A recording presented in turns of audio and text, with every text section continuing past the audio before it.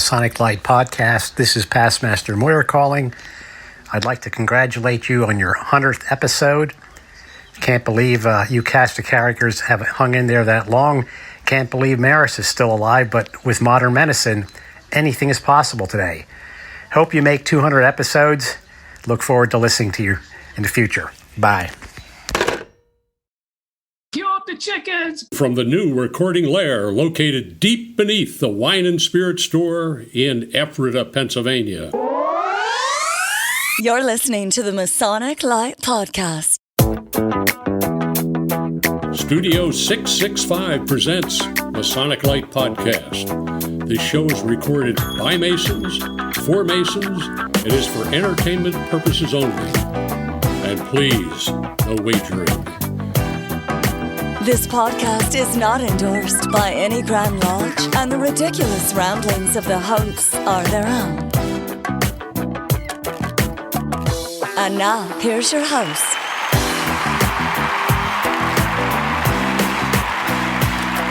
All right. Welcome, everyone. Welcome to the Masonic Lite podcast. Tonight is a very exciting time. Tonight, we are on episode 100. What? 100? No way. 100. Wow. And they said we wouldn't make it past 5. Exactly. How did that happen? It's because we're self-sponsored back then. That's why we survived. Okay. Well, on tonight's episode, we have myself, Tim Dedman, we have Josh Leiter, we have Jack Harley, we have Larry Merris, and we have Pete Ruggieri. All the gang is here. We're all safe and sound, and it's great to have everybody here. Tonight, we just want to celebrate the Masonic Lite podcast and the 100 episodes that we have had. We want to say a special thank you. Tonight's episode is being brought to you by our Patreons. They are the great supporters of this. And for as little as $1 a month. $1. Just $1. One. Just one. You too can fund the future of this crazy event that has taken off and now has worldwide appeal. And according to Larry, it's gone into the solar system and interplanetary networks and so on. So we want to thank you for your support, Patreons. Again, we could not do this show without you. So, guys, 100 episodes. What do you think about that? I'm surprised I'm still alive. You've had a few hurdles along the way, Larry. A couple of near misses, Larry. Yeah, they've been all well documented, I might add, too. Larry, I will say I've lost money 3 years in a row in the Deadpool. What's the over-under now? Yeah, it's only 2-1 now. Oh, okay. Someone reminded me just the other day, actually, that I'm like a cat with 9 lives, but I've already given up 2 of them. So I've got 5 more to go, apparently. All right. Wow. Anyway, sorry, guys. Didn't mean to bring that up. That's okay. That's our show. Thank you, everybody, for listening. Oh, but 100 episodes. I mean, Pete, did you ever imagine when you started this thing that we'd go to 100? No, not at all. In fact, we'll play a clip later. I'm not going to play it up to this far, but if you listen to the very first episode, probably around minute like 7 or 8, we talk about like what are our expectations for the show, and we were just like, we have none. It's true. We've exceeded it. Yes, so we've exceeded our expectations of nothing. Basically, we did the show in the beginning, and we told our friends about it, and I was like, it'd be no pressure if this thing sucks. And then I found out that Larry went through his Rolodex and emailed every Freemason he's ever heard of. That's great. And we're not ready yet, but no, I guess people sort of tolerated us. That's awesome. Well, listen, we're going to take a quick break, and when we come back, we're going to talk to Pete and Larry about how they came up with this idea of the Masonic Lite podcast. We'll be right back. This is Brian Hill, a frequent guest and voice of the Masonic Lite podcast, congratulating the guys on 4 years of tomfoolery with a little bit of substance thrown in from time to time. Keep it coming.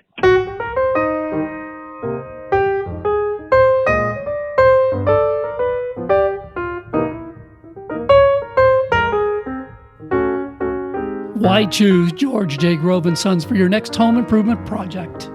At George J. Grove & Sons, we've built our reputation on quality and trust for more than 50 years. From planning to materials to installation, George J. Grove promises a home improvement experience second to none. Whether your goal is reducing energy costs, decreasing maintenance, updating curb appeal, or simply increasing the value of your home, the George J. Grove team will recommend and provide solutions that stand the test of time. Call 717-393-0859 for an estimate or visit us at georgejgrove.com.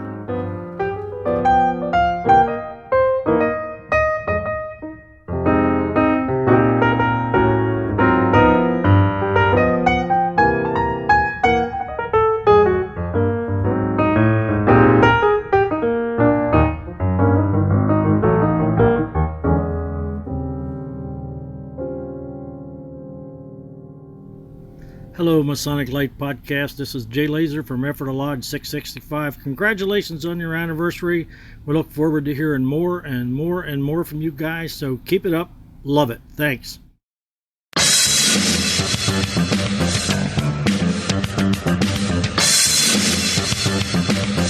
This is the Masonic Lite Podcast featuring Pete Ruggieri and Larry Merris.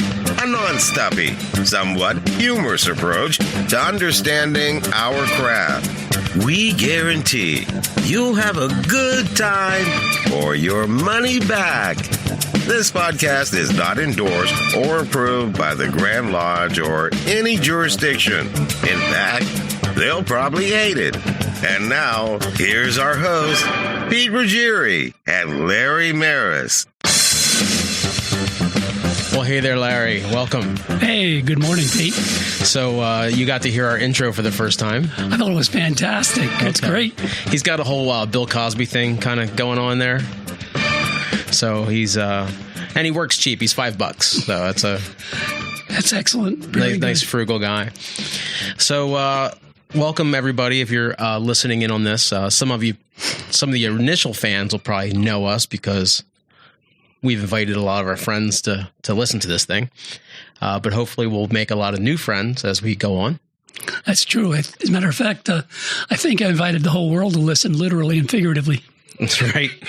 So, yeah, I guess what we want to talk about first is, before we even talk about us, like what are some of our expectations? What do you have, Larry? What are your expectations for this show? My expectations are extremely low, Pete. So I cut it right there.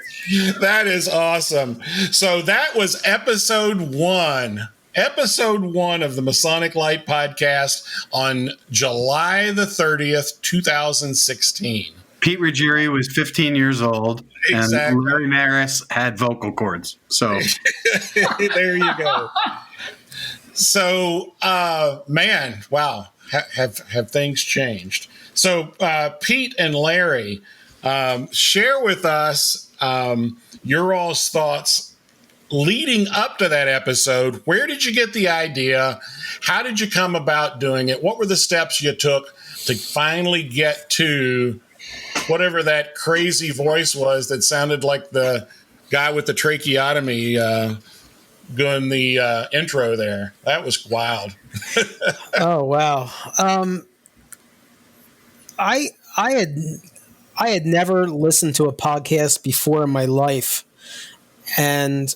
but I had a kind of locally famous Facebook page called People of Lancaster, and I mean, we're kind of like a low rent Onion where we'll publish our own fake stories, and we've had a couple things where we made it on.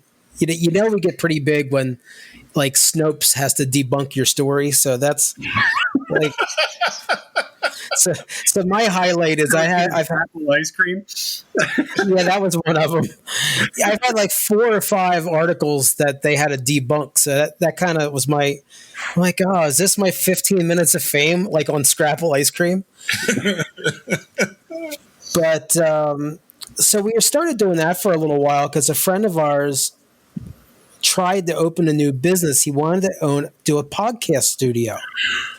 And I guess he was probably a little before his time because, he's belly up now and he's back to like being a golf pro. But so we did the comedy show, and about 3 or 4 months in, I'm like talking to Larry one day. I'm like, why don't we do a Masonic one? Or Larry, why don't you mention how we really got the idea when we were at the Academy of Masonic Knowledge? Yeah, we were at the Academy of Masonic Knowledge, and the brothers from the hell's the name of that show they have? The Masonic Roundtable. Masonic Roundtable. They were actually and they actually pretty much ran the Academy that day. They did a broadcast. They individually spoke, and they kind of had the day. And Pete was saying, we can do something like that. I said, yeah, we can.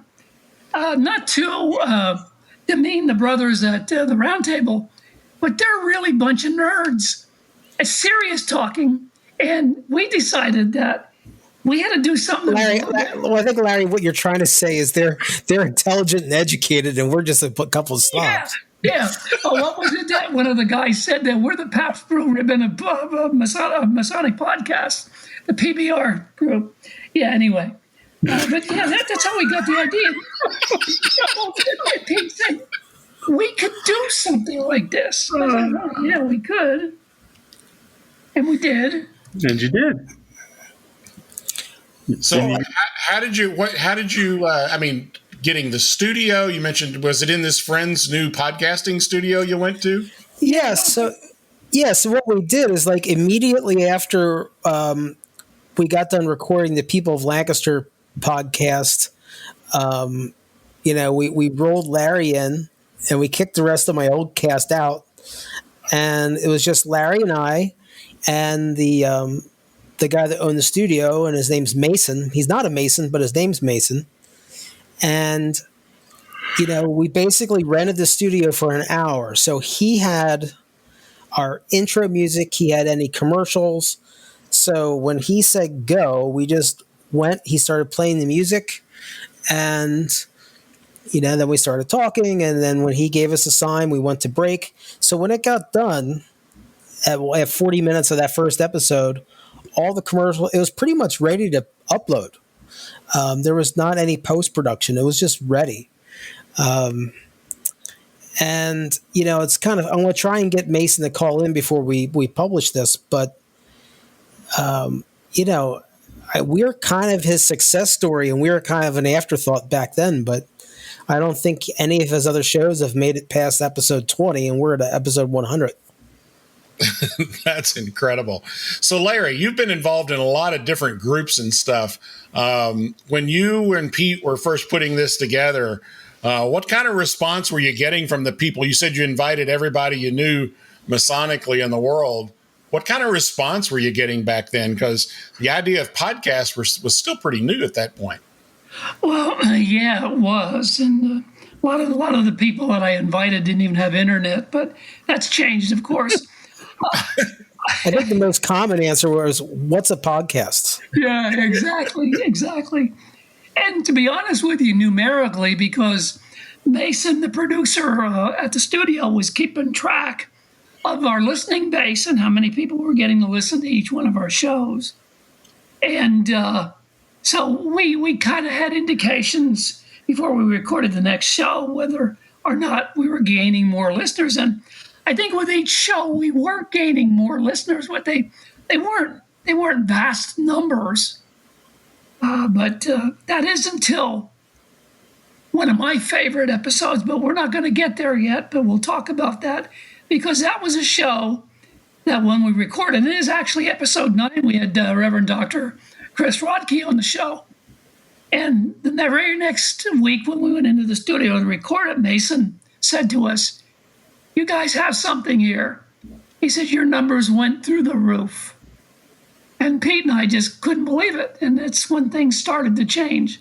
We started to develop several hundred listeners per show, and we were kind of amazed at that. And of course, it's grown since. That's great.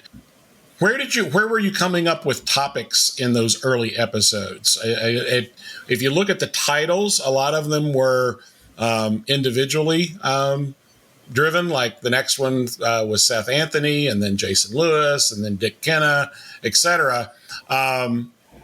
Were you just trying to find somebody willing to talk about stuff, or yeah, pretty much? Yeah, I mean, in the beginning, we were just kind of looking around at our because we didn't have the technology to do things remotely yet. You're like, who can we get to actually, show up at the studio? So, okay, well, Chris Rodkey, even though he's a minister and he's a college professor, so he's actually free like Monday through Friday when we would want to record. So we got a bunch of retired people, or we got people that had jobs that, wouldn't mind if they bugged out for like an hour. But I think, after the Chris Rodkey episode, we're like, wow, we may have something here. And people started asking us about coming on the air, which kind of blew my mind. Oh, that's great. Yeah, so we're going to get to, as Larry mentioned a minute ago, that lists one of your all's favorite episodes. But you mentioned something that you were recording this during the day, which I guess that's when the studio was available. Is that the case?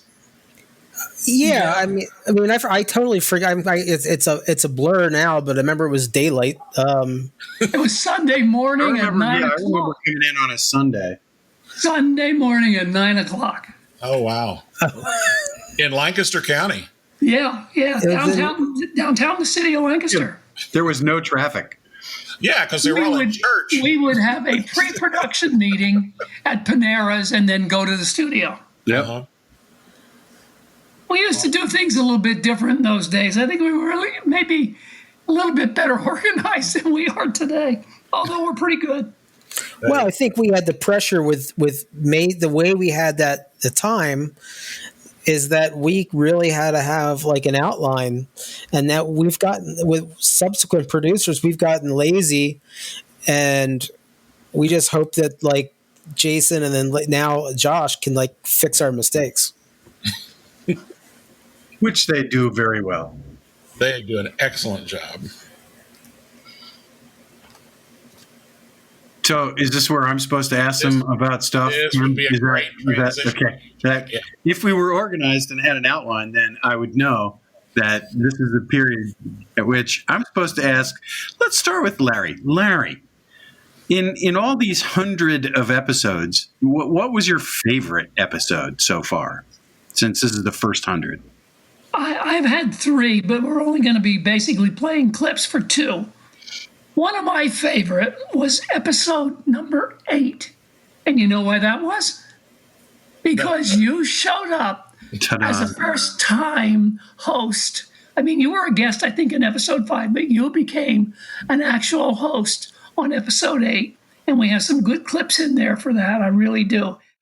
So we're back here with Jack Harley, and Jack is our a past master of Ephrata Lodge, which is on the border of Lancaster County and Berks County, and it's a weird little place. The wilderness. Yes, and so we try not to like do the whole resume reading thing, but can you give like just a quick synopsis of what your Masonicness is? My Masonicness started in October of 2004. I'm a one-day wonder at the Reading one-day class. When I walked out the door, I said, "This is not what my father did. This is no way." So I figured the only way that I would feel that feeling would be if I went through the chairs. So I pretty much was thrown into a chair the first year and was master in 2009. And coming in that way, it's a little different experience, but we'll get into that in a bit. But beyond that, on the same day, I became a 32nd degree Scottish Rite Mason. And that was equally meaningful. Since then, I've joined Grotto, God help us all, and and just most recently York Rite. So I'm going to go through the York Rite degrees one at a time. I have no interest in just jumping out and getting the hat and the sword. Right. Now you need to, you got to enjoy them. They're good to be seen. So, Larry, you have some questions that you'd like to ask Mr. Harley. Uh-oh. Yeah, one of the things, and I will say that you and I met earlier. We met in your Great Praetorium, which, by the way, I loved. And we discussed some things over beer. And one of the things I asked you was about, Jack, what's your passion in Freemasonry? And we talked about it, and I'd like to know, I'll basically ask you now so the listeners can hear what you say. What is your passion about our craft? Well, like I said, when I joined on the one-day class, and this is really true for coming through the usual way, is, you're shown all these symbols, and there's really no explanation of them. We talk about making good men better and all that kind of stuff. And like, okay, a stated meeting, I can get a really well-organized meeting if I go to the PTA. So what's different about this? And we never really, in our lodge anyway, and most of the lodges, I think, in Lancaster County, we don't really bring them up. We don't talk about them. We don't understand where the lessons are and what those. Right. They tell you it's going to be explained to you later, and it never is. Yeah. Right. So it was all kind of hanging out there, and I dug in and I tried to read, and I've read. That was one of the good shows. We brought you on board because you added a certain amount. You added a certain amount of class that Pete and I did not have. Oh, brother. Oh, wow. Well, I think you've actually read books. Like, I'll read the cover and I'll skim it. I've read them. Right. So, episode 8 was obvious me being fantastic. What's your real favorite? Well, the one that we're not going to play clips from was episode 9, and that's the one that our numbers dramatically increased, and that was with Chris Rodkey being on the show. Right. And I don't know whether Chris being on the show increased the numbers. Could have been because he had a lot of things going on with his life. Oh, yeah. Including terroristic threats and things like that. So he was in the national news and everything else. So, but anyway, that our numbers going up, that was a defining moment show for me. But I think probably one of my most favorite was episode 21, the holiday show with the brothers from Australia. And oh, my goodness. I remember. Oh, what a night that was. It was a phenomenal show. Oof. And we're going to be playing clips from that one there. You are listening to the Brought to Light Masonic Podcast, a podcast for Freemasons and the public, bringing you to light through discussions and research papers about Australian Freemasonry and the Victorian jurisdiction in particular. You're listening to the Masonic Lite Podcast. This podcast is not endorsed by any Grand Lodge, and the ridiculous ramblings of the hosts are their own. So sit back and enjoy some Masonic conversation.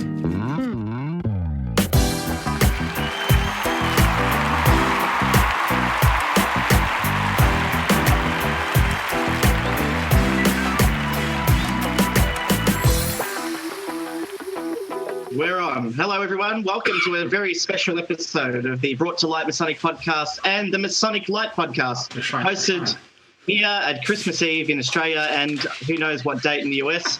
And we're going to 23rd. We've got a very special episode today, which is going to bring together 7 people who know absolutely nothing about anything to have a bit of fun and banter, to talk about what's happening in Freemasonry. So, guys, my name is Jack. I'm the host of the Brought to Light Masonic Podcast. Let's throw it over to the guys in Lancaster. Welcome, guys. Hey, everybody. Hello. So I'm Pete. I'm here with Larry, who survived his operation. Yay. Over here is Jason. Hello. And here's American Jack. This guy. Hey. So tell me, you guys, what time is it for you guys? It's time to start drinking. It is, it's 7:03. 7:03 Eastern Standard Time. PM. There you go. So over here it's 10:03 or 11:03 a.m. So it's nice and early in the morning. Tell the time, Jack. You're Australian, Jack. Perfect time for a beer. So today what we're going to do is we've got a few new people, so we're going to introduce a few people. Let's start with David Illingworth, who's quite familiar to our Australian listeners. David, do you want to introduce yourself to our listeners? Hello, listeners. It's good to be back. Today I am filling in for good old Saint Nick, who unfortunately is a bit busy this evening. So he asked me to come along and make sure that Jack, see if Jack can get back on the nice list. At the moment, he's very naughty. I don't think that's possible. So we call him St. David. St. David. St. David. Well, thank you for that, David. Let's jump across to Steve on my right. Steve? Oh, Australian, Jack, if you move over to the left a bit, I'll be able to get it in the screen. So I know your head's big, but mine's bigger, so there we go. Yes, I'm brother Steve Austin. That's right, American viewers. Steve Austin. Steve Austin. The $6 million podcast. Wow. Yeah. Oh, stone cold for those younger viewers. And it's 11 o'clock here, and there's an old Australian saying. It's from Carlton United Brewery, so it used to be an ad, and it says, I always have 1 at 11. And the rest of the saying is, I always have 1 at 11, because if I don't have 1 at 11, I'll have 11 at 1. Yep, that sounds nice. I've got a little bit of, I've tried to go a little bit of American. I've got Miller's, so just for you guys. Miller's chilled. So it's currently 30 degrees here this morning, and temperatures climbing to 34 today, 36 tomorrow, and 36 on Boxing Day. So to translate that to Fahrenheit, it just means bloody hot. Yeah. All right. Thank you. That's centigrade. Round it to the nearest bloody. Right. It's 30 degrees here, and we're freezing our balls off. That's right. You're freezing yours off, and want to boiled hard eggs in my jocks. There you go. Thank you for that, Steve. Well, we've got a great show going on so far. We've had a weather report. Now we need some current affair news. News will come in later. Well, talking about the news, let's go across to my new friend Jack Harley. Jack, welcome to the Masonic Lite / Brought to Light podcast. Give us an introduction to who you are and what you're drinking. I just can't even describe how honored I am to be here for this fabulous event. Yeah, shut up, Larry.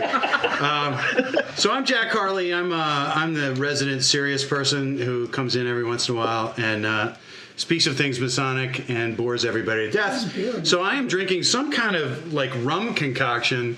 Ron Zacapa. Rum means rum. Rum is rum, and rum is good, and it's really tasty. So we put that there for you, right next to Brother Doers. Needless to say, we were drinking in Australia and in Pennsylvania at the same time. It was a great show. We weren't confined because we were in my house. I had surgery, remember? Yeah. And I think one of the best moments was, "Hey, Carol!" We ran out of ice. So those are my two favorites right there. All right. So what about you, Pete? What you've had to have some favorites in all this? Yeah, to be honest with you, out of the 100 episodes, I've probably listened to 3 of them. I used to always I'm not comparing myself to an actor, but I never believed it when I would see these actors on TV and they would say they haven't seen their movies. I'm like, I really don't like hearing my voice back. So, but as they were happening, there's a couple guests. I think the first time when we had Michelle Snyder on, oh yeah, she was just talking and we're staring at each other because we were saying earlier about the Masonic Roundtable, their discussions are on a higher level than ours. Well, here we are. We have a guest, and her discussion's on this high level, and I don't know how to respond. I was just busy listening and learning. She was terrific on. Yeah. And there's been a couple guests like that, like when we had, what's his name? God, I'm losing my mind. We'll make it a game. Lives in New Jersey. Big deal with Scottish Rite. Big deal with AMD. Yasser. Yasser. Yeah. Yasser just blew my mind about everything he knew. And then when we go to break, he's just a regular guy, down to earth. Yeah. So. And he drove to our studio. We've had some interesting people drive to our studio. We'll get into that in the next segment. But right now, why don't we take a quick break? And we'll come back with somebody who actually drove to our studio.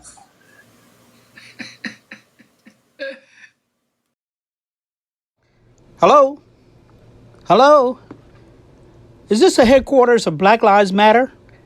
Listen, my name is Ken Hudson, and I sent you a check and an application over 3 months ago, and I have yet to receive my dues card. Oh, excuse me. I'm sorry. I have the wrong number. I'm trying to reach Masonic Lite broadcast to congratulate them for 4 years of excellent broadcasting service to the Masonic community. Thank you. And by the way, episode 50 was probably the best production you've done thus far. Again, congratulations. At the historic Smithton Inn of Ephrata, Pennsylvania, we're pleased to serve the latest creations from Weathered Vineyard Winery, along with spirits from Thistlefinch Distillery in Lancaster, all to be experienced in the tasting room of a beautifully restored 18th century bed and breakfast.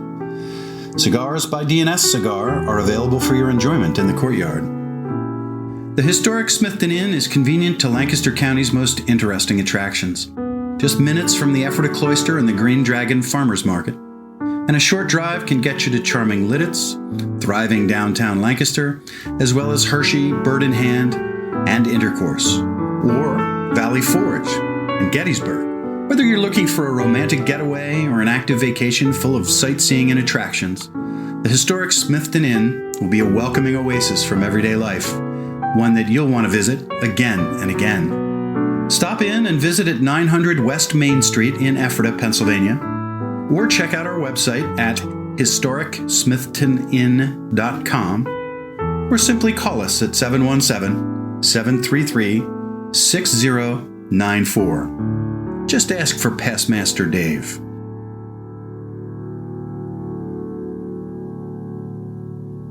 Hi there, it's Rick Santella from Pennsylvania High 12 State Association saying congratulations on 4 years of internet broadcast radio. Wanted to thank everyone for all that you do for our great fraternity and wishing you many more years of success. Thank you. And we're back. Welcome back, everyone. Thank you for still being with us. Those of you that aren't with us anymore, we don't really care. But so I mentioned that we were going to come back with a story about somebody who actually drove to our studio. And it goes back even a little bit farther than that. It goes back to Larry at the Lodge of Research. And Tim was actually there also riding herd over Larry at the time. And there was someone else at the meeting, and it happened to be the Grand Master. And they called for questions about a particular topic, and Larry, of course, stood up and just went on and on and on for 10 minutes about the show and can he make an appearance, and finally the Grand Master, and through all of this, Tim is messaging Pete, who's not even in the building, like, oh my God, somebody shut Larry up. He's going on and on. So ultimately, the Grand Master says to Larry, so are you asking me if I want to be on your show? And Larry says, well, yeah, I guess. And the Grand Master finally agreed to be on the show, and it was one of our earlier episodes in the new studio at Ephrata Lodge, and I showed up, as I usually did, 15, 20 minutes early to just turn on the lights and get things organized a little bit, and here's the Grand Master sitting in his car in the back parking lot, like drove himself, just sitting there waiting. He was great. I don't know how you guys felt about the interview, and we'll hear maybe a couple of seconds of the interview with him. But he was a great interview. He's a great guest, just a regular guy telling his tale, and I thought he was really spot on with some of his stories. We might mention that the Grand Master we're referring to is S. Eugene Harrett, our most recent past Grand Master. But correct. Yeah. Our most recent current Grand Master hasn't spoken to us yet, but he's talked to a couple of us. He's we're working on getting him lined. All right. Yeah, he was. We have to go through the secretary, but we'll get him on. Yeah. So but think about that episode, guys. How big was that? Well, we managed to keep our dues cards, so it was pretty big in general. But well, I mean, I heard the numbers somewhere that like the state of Pennsylvania has something crazy, like 1 out of 6 Freemasons in the United States are Pennsylvania Masons. Mm-hmm. It's a crazy number. So it kind of that interview and one time Jason and I went up to the Valley of Harrisburg and we interviewed the head of the Scottish Rite, Dave Glatley, and those two really kind of gave us some legitimacy. Mm-hmm. Yeah. As like, I don't know. Hopefully these guys aren't going to ruin their political careers. The interview with Glatley, they wouldn't let me in the building because I had dropped out of the Scottish Rite, and I was shamed into rejoining it because of that. Nice. Wouldn't let me in the damn building. Can you believe that? That's good. I'm with the most popular podcast on radio history, and there we go. 3 million listeners on 11 planets. There it is. I just remember, Pete, you mentioned legitimacy, and I think you're exactly right that those two together, and particularly within Pennsylvania with the Grand Master coming in, now all of a sudden, I mean, I do a lot of traveling around. I'm a secretary and do a lot of training with other secretaries around the state. And it was that episode where I started to hear people saying, what's this Masonic Lite thing? And, you had district deputies talking about it. You had the structure of Pennsylvania Freemasonry, basically without necessarily endorsing the program, at least giving it some legitimacy by the Grand Master being here. Yeah, I mean, Freemasonry in general is a a top-down kind of pyramid scheme, and the guys at the bottom don't have a lot of say, and I think the fact that some regular schmoes can express their opinions, and of course we do try to stay within due bounds and try not to overstep. I mean, I would never come on the show and say one of these supreme officers is a jerk or something, but I just think it's nice that the regular guys have a voice, and we also in turn we don't abuse that. That's good. Yeah, it harkens back to our original early days when we talked about staying under the radar. That didn't really pan out very well. Yeah, once the Grand Master and the Commander-in-Chief of the Northern Masonic Jurisdiction fly in, it's hard to be under the radar. Yeah, we had a radar station in the parking lot. Yeah. But all that is good, and guests are good, and all that's good, but we could not do all of this without the help, and then not to sound like a commercial or anything, but here it is. We've had some great sponsors over the years. We started just kind of begging money, kind of like just handouts. Well, on the first episode, I even said this episode's brought to you by Masonic Scarves and the Red Serpent, and someday hopefully real sponsors will show up and pay for this thing, so Larry and I don't have to. There you go. And we're still paying for it. I mean, all of us are also Patreons. So, we go out of pocket on every month. 30 of our listeners have joined as Patreons, and we hope we get more. That's great. It's wonderful, and we appreciate every bit of it. Hopefully at this point, and now that we've had some success with Pete's evil jewels for the Knights of the Quarantine deal, that helped to raise a great deal of money for the for the show, and so we're really grateful for all that. But we've also had some people who've just kicked in stuff, right? Topics and segments and bits and stuff. We've had Seth started us up, I think, with Corpora Obscurum. Yes, that's how you pronounce it, Larry. Corpora Obscurum. He said he won't come back until you pronounce it correctly, so you have to come back. Corpus obscurum. Yeah. Corpora, yeah. I never get that right.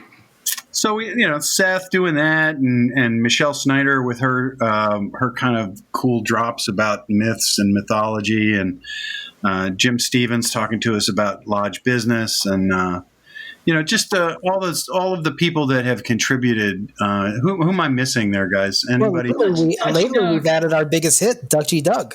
Dutchy Doug, our new guy. Yeah, right. I knew I was missing somebody. Sorry, Doug. We love you, buddy. When you had who was the street reporter, the guy on the street? Ron McCorvey. There you go, Ron. So that we failed twice. So it's a really good idea. The idea was Brother on the Street, and it was brought up by Brother Ron, who is a man of color. He came up with a name and the idea, so don't send hate mail. And I thought it was really funny. And he was just going to go ask questions, kind of like Stuttering John used to in the Howard Stern show. Just ask random people on the street, like questions about Freemasonry, and get their awkward responses. Freemasonry. Freemasonry, yeah, that's what he always said, Freemasonry. But then he never sent any episodes. So then, okay, Ken Hudson volunteered to do the same thing. So I think there's like a scam. These guys keep just probably talking behind the scenes, like, hey, I'm going to tell them I'm going to help, and then watch them never get it. I think one of our more popular bits that we've run during this time has been from our own Walter Cronkite with the news. Brother Walter, yes. Brother Walter does a super job just about every episode of bringing some thought-provoking news hits to the show. We might hear him later. I'm not sure. Okay. We'll have to see if we can get him on the wire. All right. So let's let's take another quick break. I think Josh had some spots to drop in for us, and when we come back, we'll talk a little bit about the various studios we have been in, and we'll go from there.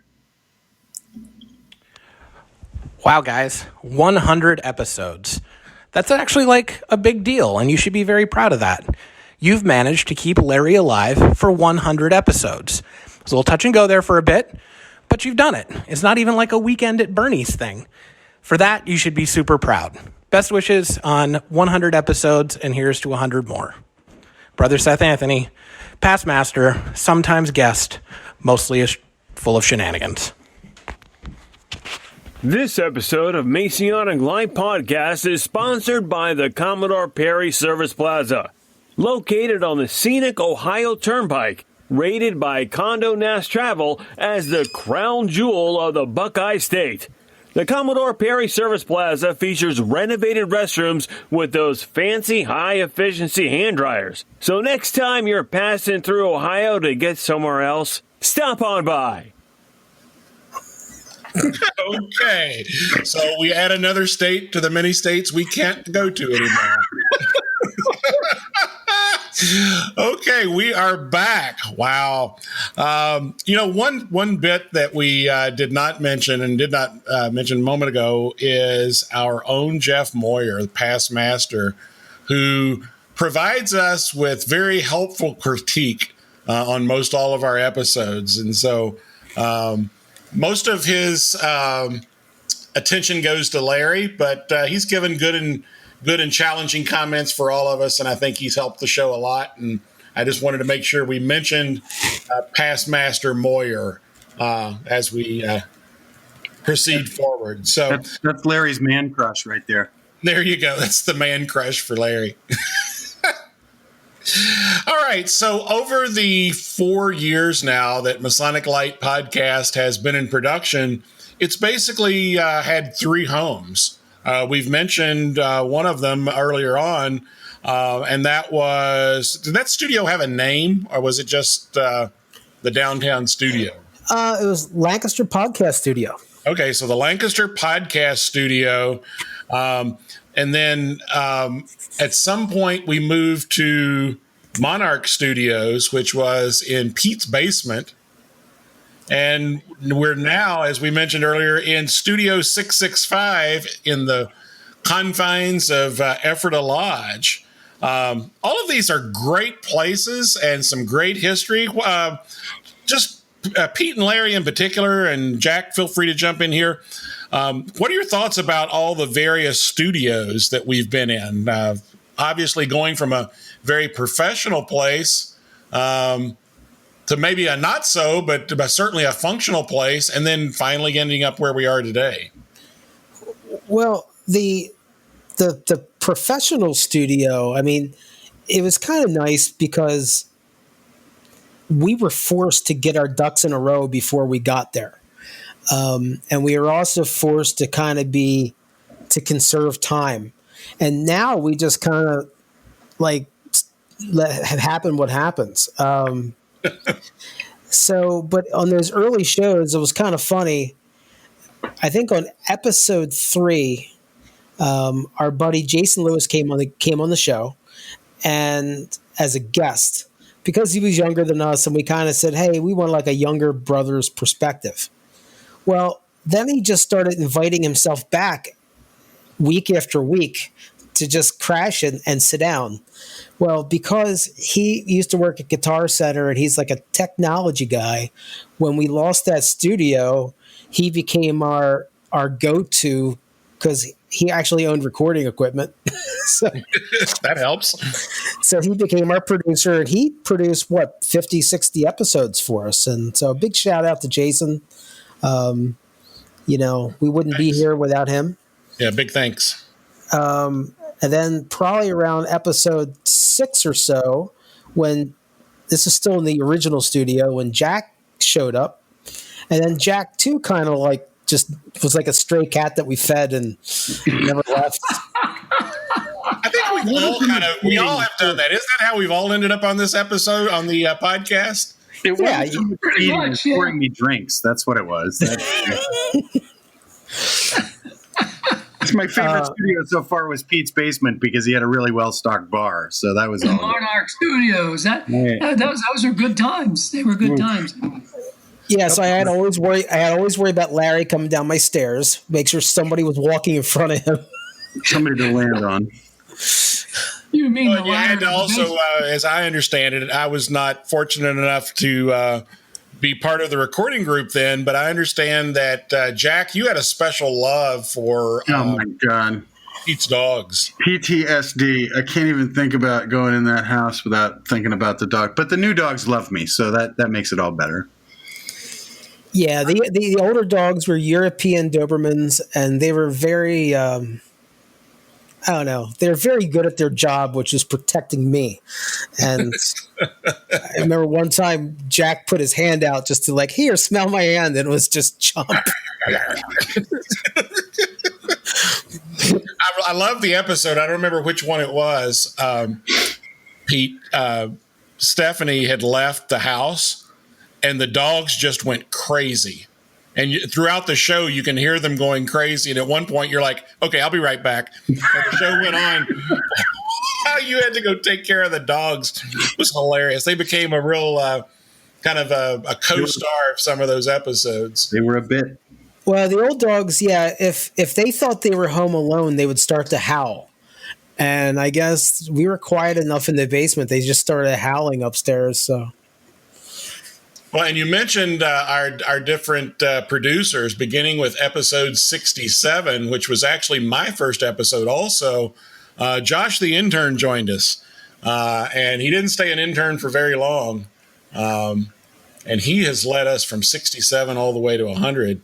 And Josh is here. He never turns his microphone on, but he's here. Right. So, Josh, when you began as our producer here, what did you think you were getting into? Well, I know at one point Jason had reached out about somebody to help out with some of the production work on the podcast, and I basically volunteered and said, I have a little bit of experience working with the software and the hardware and everything. So, I think it's been pretty cool. I enjoy editing the episodes and hanging out with all you guys. I wish we could do it in person. Yeah, I look forward to getting back into that studio. Yeah, I do too. Yeah. So you were probably like the assistant for like a half an episode. Yeah, right. And then Jason called up to the big leagues. And then Jason moved on. You're like, oh, I guess you're in charge now. Yep. Oh goodness! So those are great memories. What do you think? What have been probably the biggest challenge, guys, over all of these places that we have handled or that we have recorded in? Have you faced challenges in them other than Jack getting eaten by the dogs? I think the biggest challenge is when we built the studio through the help of so many different peoples, including the great brothers at Everett Lodge 665. The biggest challenge was, how do we grow? And we had to think about that. How can we make the show grow? We knew we needed a studio, and Jack came up with some ideas, and the lodge voted for us to happen.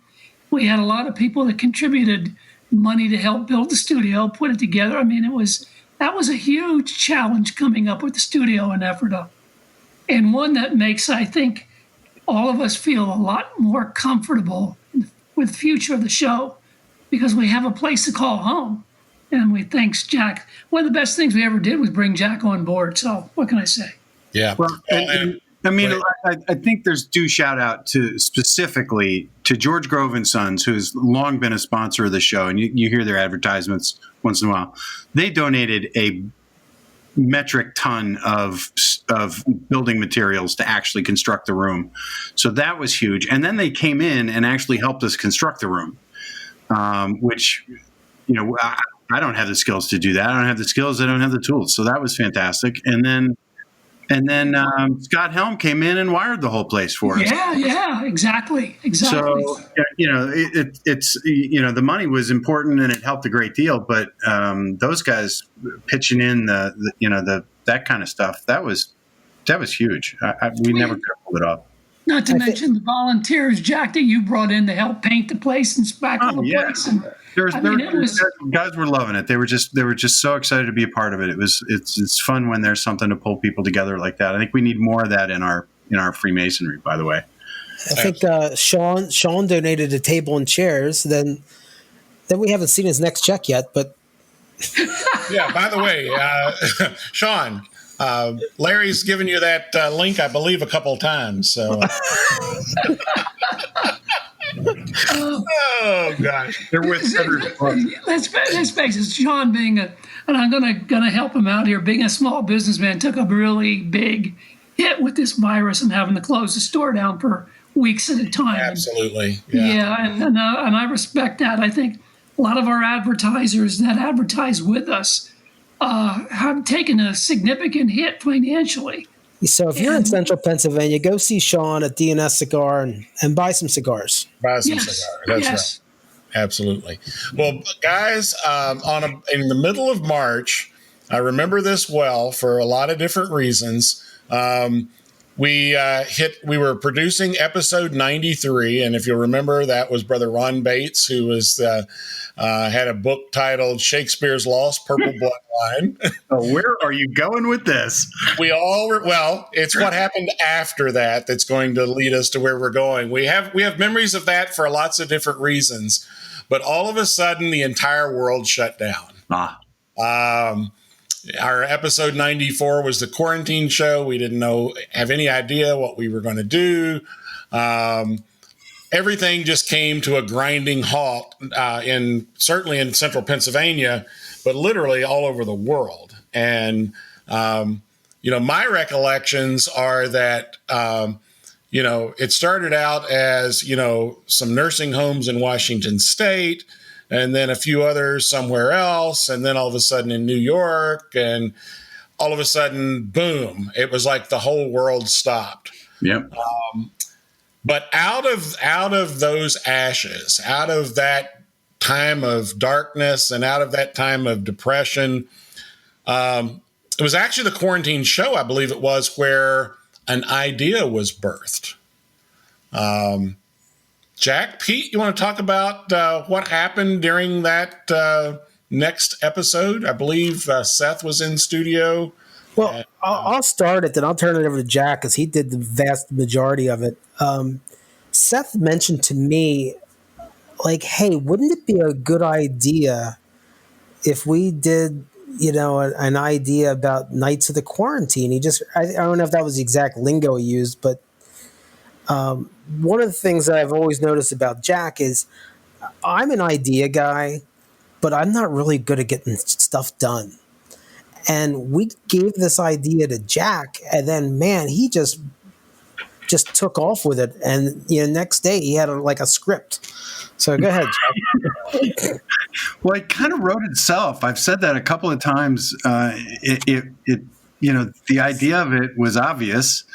It has to be some kind of night thing, and I just started putting little vignettes together, and there had to be a hero and all that kind of stuff. And I really did. I had the framework of it pretty well written in about 2 days, and I sent it off to a couple people. Seth came back with some feedback that maybe it was a little too, I think the word is colloquial. It was too Central PA focused, and maybe we can enlarge it a little bit. So I went back and made some rewrites,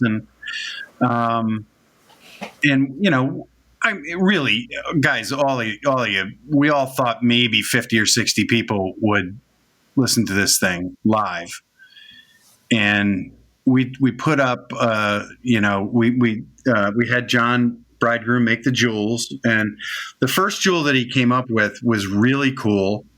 And then there was some concern that it might have been too sinister looking. And so we came out with the green jewel, which is like a little smiley face emoji with a mask on. And if you're on the Facebook page, you've probably seen it. If you listen to the episode live, you've got one. But so we ended up with, I don't know, what did we get? How many people did we have? 200? I think it was like 200 on that. I think there were 200 that paid us actual money to listen to the show recorded live. And Pete did the animation for the characters so they could all watch it on Zoom. This is when everybody was all stoked about Zoom, and we learned a really cool trick that if somebody's doing a Zoom presentation, you can actually find the paintbrushes and pencils and stuff, and you can draw all over the screen for them. So we learned that, but yeah. And since then, I've written 3 articles about it for different publications. And I think there's going to be one coming out in the Pennsylvania Freemason magazine. There'll be another one. We'll be in there again, unless they're tired of hearing from us. Yeah, it just took off. It got a life of its own. I sent copies of the scripts to England, Scotland, Switzerland, Spain, and I forget if it was Peru or some place in South America. Yeah. And the Philippines. That they wanted copies of the script so they could do it in their local lodges. Yeah, I mean, it's amazing. I remember live that night, we had several countries represented. We had like 40 states and several countries that tuned in to watch this thing. It was amazing. And it's been shown since then. I mean, I know several Masonic groups have been looking for something to do over the summer, and they've continued to do that. And we should also mention that the real beneficiary of all of this was the National Meals on Wheels group, because that's where the funding for the green jewels basically went to that, plus the cost of the jewels. And then the amazing thing is the sinister jewel that we didn't think people would appreciate. Of course, you have to remember this was like March, April when, we were concerned there might be like bodies in the streets with this thing. I believe that's probably now sold more than the original one. Is that right? By double, I think, right, Pete? Yeah. I just remember like a couple people who had seen the original artwork were like, man, I really want one of those. So I'm like, all right, well, let me talk to John. Maybe I'll order like 50 of those. And so I just went and, put it on my own Visa card. And well, then orders kept coming in. Like it was ridiculous. And tomorrow I am getting the balance of like I placed like 4 different orders with John. I have 600 jewels coming tomorrow. Wow. So now they're not all sold yet. I just finally wanted to get ahead a little bit because I've got like one Scottish Rite Valley out in Indiana bought 100. Wow. Now, of course, I did not charge full boat on those because I wanted to leave them room that they could make $15 on as a fundraiser. So like if it's for a fundraiser, I kind of like backed it down where I'm breaking even on them for people. But, I'm going to give, $2,000 to the podcast. I bought myself an iPad Pro so I can illustrate the next degree. And then I guess I got to save some for taxes because one lesson that we learned is the Eventbrite check that came from the first one got made out to Jack Harley. So he's going to have to explain to the IRS that was really a donation. And then these jewels for me, I'm going to have to explain to the IRS, no, I did not make $13,000 on jewels. Because that's what like shows in PayPal. Right. But, there's cost in that. There's my donation to the podcast. And, there is some profit in there for Pete, but, I don't want to pay taxes on $13,000. So, it's amazing. Not for nothing. I just jumped on the YouTube channel, and there are 617 views on the YouTube channel. Okay. Wow. That's incredible. That's crazy. Well, Pete, you mentioned the next upcoming thing. Let's do a little pitch, and it takes us into our final topic of the night, which is the future of the Masonic Lite podcast. Why don't you tell us just a little brief overview of kind of our next, if you will, quarantine degree, if you will? So, Seth, once again, is like the instigator of these things. So he said, I've got this old degree that was sold by the De Moulin Museum, and its purpose was really only to sell their hazing equipment. So it's a degree and it's made up for, it's called the Knights of the Zoroasters, and it's totally bogus. There is no organization like that. And until now. Right. It's just complete nonsense. But it was written in 1897. And I've tried to keep as much of the original flow as possible, but I've had to go in and shorten it, try and change some of the language because it doesn't fly in 2020. But it's funny. And this time we're recording it on Zencaster, like the thing we're recording this on. Our friend Joey Doherty is going to score it with original music. Barry Banks, who is a professional tenor with the Metropolitan in New York City, he's going to actually sing in this. I don't know. It's either going to be amazing or it's going to be a total train wreck. Either way, it's awesome. That's great. So we'll put a link down in the show notes for this. But do we know when that's going to be available? We're shooting for sometime in August. Okay. So to all our listeners, that's one thing you can look forward to. So let's open this up to everybody.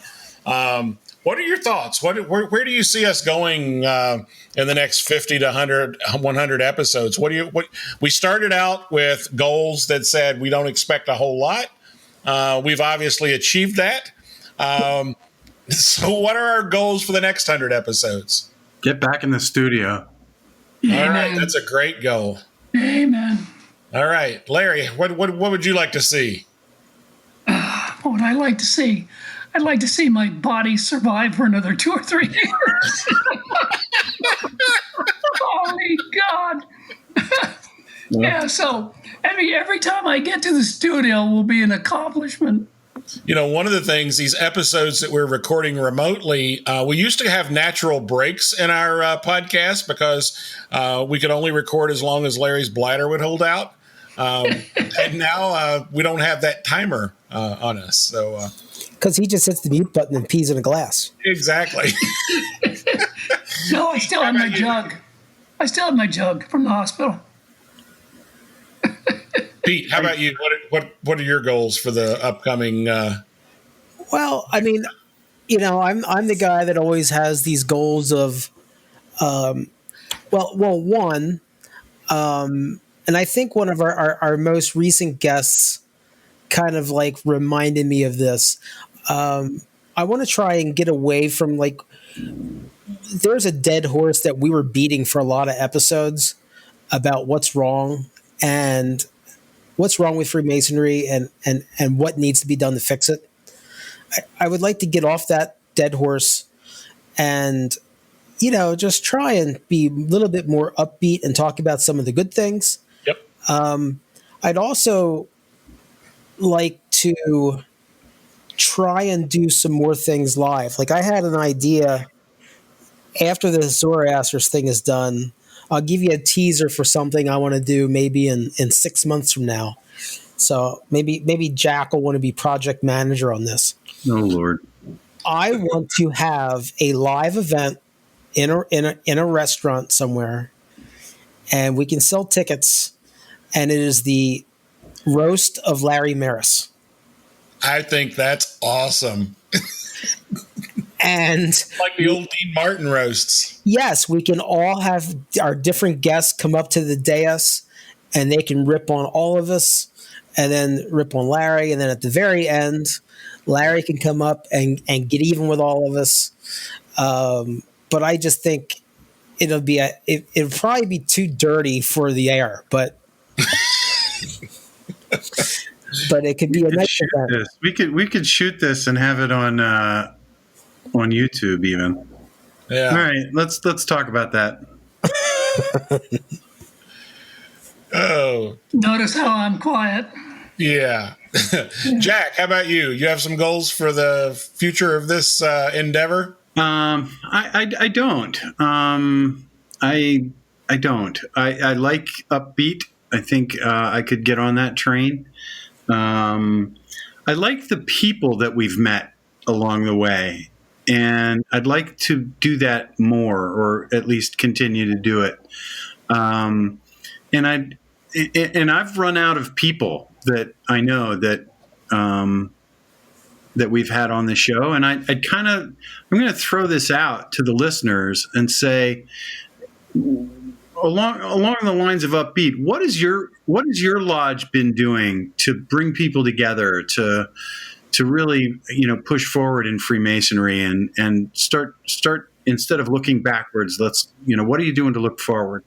If you've got a good story about your lodge, give us a call and drop us your information and tell us a little bit about what your scoop is, and maybe we'll reach out and have you on for an interview to talk about what your lodge is doing and how we can all come together to make this better. Good idea. Great idea. Josh, how about you? Well, like I said, I'm looking forward to getting back in the studio. One thing that I think will be nice is we could maybe do a little bit of acoustic treatment in the room if we can get around to it once we get back, because it's been nice to mix the episodes and not have the bleed over and all the reflections from all you guys during the show. But it would be nice to be able to see each other, because like I'm going crazy tonight as like 2 or 3 of us are trying to talk at the same time because we're remotely, we're not seeing each other. Right. That'll be really nice. Yeah. Yeah. That too. Yeah. Something I'd like to do too, and we've discussed it and we almost did it this year, was to go out and travel, to go to places where we've been invited to attend and set up a show and do shows remotely. And I know one of the considerations was having the proper equipment to be able to do it. And we're working on that, obviously.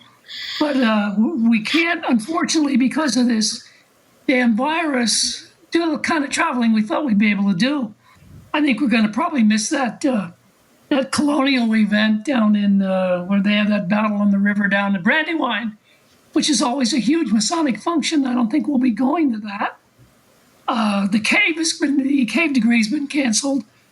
So, I mean, a lot of the events that we probably could have gone to were shut down. But I would like to see, once we get this virus behind us, is do some traveling and maybe go to other states with a team of guys and see if we can elaborate and make the show even better that way. Like it. I like it. Yep.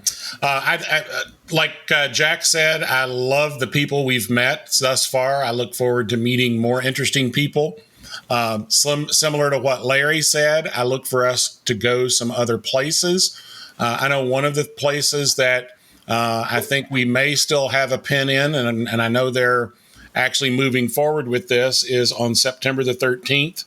The Valley of Harrisburg is holding a cigar smoker and pig roast. We've been invited to come up there. Hopefully we can make that. Those kinds of events where we can both support the various aspects of Freemasonry, but also get to know listeners. Want to see us continue to broaden our base beyond where it is now. I think all of those are laudable. So I think the future is bright. I think 100 episodes certainly is something worth celebrating, but I think great days lay ahead if we can just clear this hurdle of this stinking virus. Does this mean at 100 episodes that we're syndicated and we get like $1 million now? Royalties on replays? That would be cool. I guess not. We're going to double your salary year to date, Pete. Yeah. Oh, that's awesome. I owe $5,000. We're going to take a really quick break, and I believe Brother Walter Cronkite will be with us, and we'll come back to close out the show. Before we take a break, can I say something? Hey, can I say something? What? Hey, I say something before we take a break.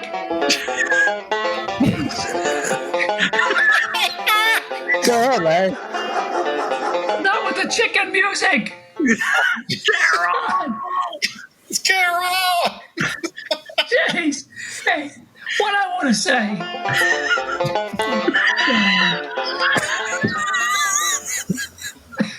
Larry, go ahead. Hey, is basically working with you guys has been probably one of the greatest experiences of my life. Pete, Tim, Jack, Josh.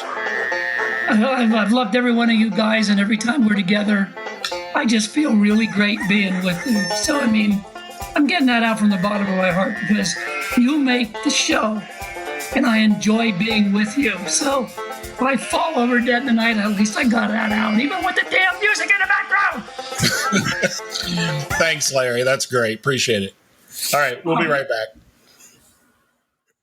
Good day, listeners. This is Worshipful Brother Nicholas Lane of Burlington, Ontario, past master of Cast Island Virtual Lodge in the Grand Lodge of Manitoba, and past master of Burlington Lodge, number 165 in the Grand Lodge of Canada in the province of Ontario. Wow, the Masonic Lite podcast is celebrating its 4th year of spreading light to Masons across the globe. I want to personally thank Pete, Larry, Jack, Tim, and Josh for all their hard work and effort that goes into sustaining this high-quality podcast. As a guest in episode 33 while driving through Utah, and episode 58 in person in the recording lair deep in the bellows of Ephrata Lodge. I've enjoyed my time with you all. I feel like we've assisted in the spread of digital Freemasonry with this podcast and the continued evolution of Cass Island Virtual Lodge number 190. My continued hope is that we work together and share education to the brethren of Canada and the United States. We all have this shared love of education, and it shows through our work and dedication. This COVID-19 pandemic continues to have an impact on the health of our loved ones and the way we live our daily lives. As we continue to navigate through these unique and evolving challenges, I would encourage all of the Masonic Lite listeners to continue contacting each other by phone and email, of course, their lodge and appendant bodies as well, and just check on each other's well-being. Let's all stay safe and try to have a great summer. Thank you, brethren. Hey guys, this is Chris Silva from Joppa Lodge number 315 in Bay City, Michigan. I just wanted to say I think it's time for Larry to join the chickens because I think he's getting a little too cuckoo. I'm just kidding. Thank you guys for everything you're doing. Best wishes. In Masonic news today, Masonic authorities have informed us that in the very near future there may actually be some Masonic news. That's the Masonic news. So noted one. Boy, that is the news. Bam. Sadly, that is the news. Drop the mic. Wow. Yeah, that's it. You know, Eureka West Shore Lodge 302 held a stated meeting this week. Heard about that. We had 24 people show up, including the officers, and social distance. That was probably our smallest meeting in, I don't know, as long as I've been in. But anyway, it was nice to be able to come together.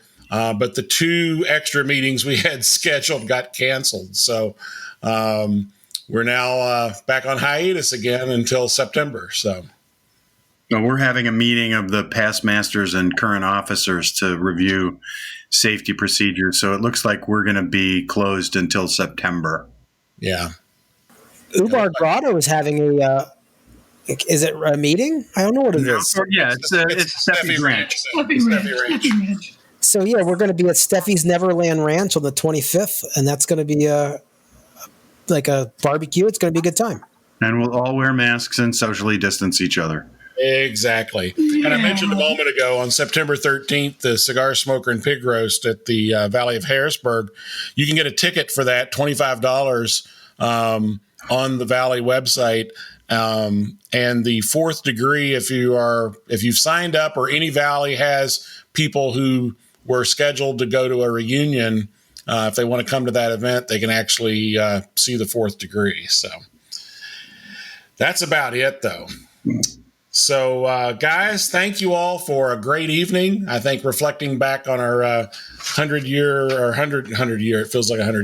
episode history has been great. And I think we've got great days ahead of us, guys. So, Larry, you ready to take us out of here? Oh, yeah. All right, let's cue those chickens. Special thanks to Ephrata Lodge 665 for continuing to make our studio available. Thanks to Josh Lamberton, our producer and director, who continues to make the show great. Thanks to Jack Harley, our news director, Tim Dedman, our marketing director, and our Masonic Lite podcast contributors, Michelle Snyder, Jim Stevens, and Doug Mattenford. Also, too, I want to do a shout out. We have a new behavior consultant, Wyatt B. Hovasia. Oh, geez, I didn't do that right. Take 2, Larry. Oh, God. Anyway, we do have a caffeine addiction counselor, Bruno Moore. And got some sad news to report. Our credit counselor, Max Stout, passed away last weekend. You could almost say he maxed out. This is Larry. Thanks for listening. Stone him. Good night, everybody. I'm going to retire. This is Tim. I'm out. This is Jack. Happy 100, everybody. Thank you, everybody. This is Josh. Good night.